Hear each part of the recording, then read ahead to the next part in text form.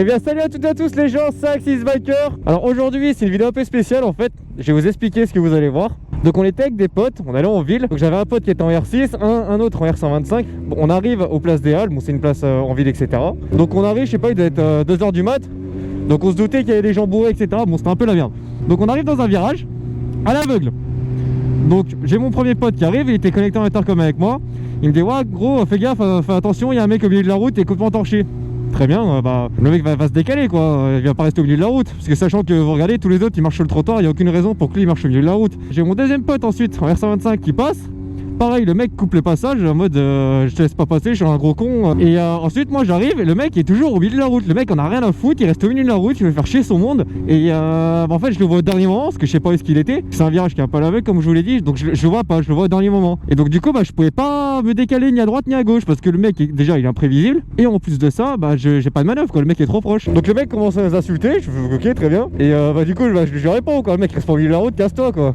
J'ai peut-être rajouté un petit connard au passage, mais peut-être qu'il le mérite. Là, le mec, au moment de partir, met un coup de pied dans ma moto. Je le sens, il a mis un coup de pied dans le cadre.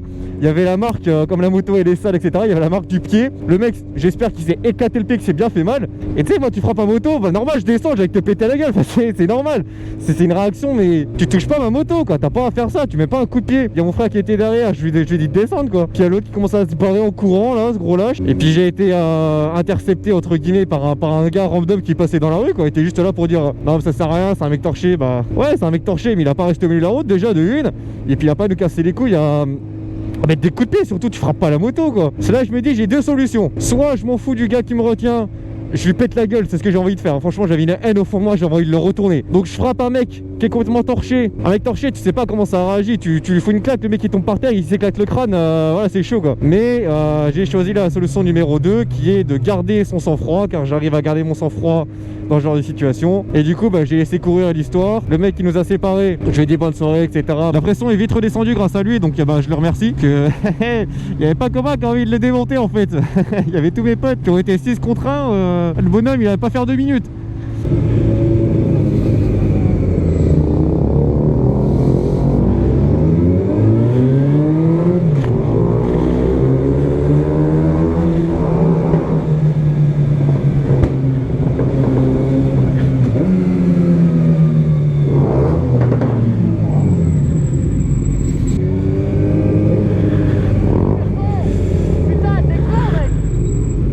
Mais dégage de là!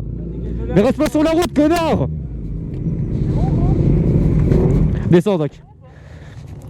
Oh, tu fais quoi, fils de pute, là? Oh, viens là! Pourquoi?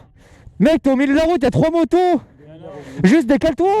Il est au milieu. Et alors, je suis au milieu. Non, mais faire attention, parce que nous on arrive, c'est un virage à l'aveugle, on aurait pu l'écraser. Ok. Non, pas du tout, mais faut faire attention. Bon, allez, bonne soirée, les gars. Juste faites attention, d'accord? C'est bon, allez, calme-toi. Mec, tu frappes un moto là.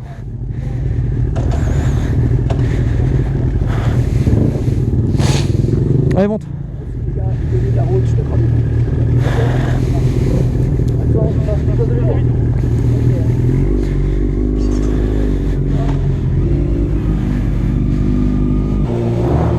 C'est vraiment le mauvais plan de venir à ce temps-là, ils sont tous torchés là.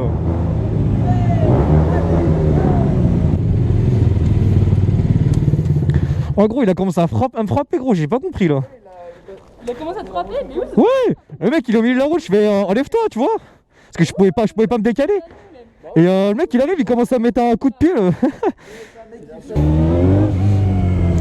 Bon, où est-ce que j'en étais moi du coup? Ah oui, du coup nous on repart direction République, pour ceux qui sont de Dijon ils connaissent. Bref, on prend un grand boulevard et là j'ai mon pote qui était en 125 devant, moi j'étais au milieu et mon pote derrière au R6. Et on voit un mec qui court sur le trottoir, mais jusqu'ici rien à foutre, tu vois.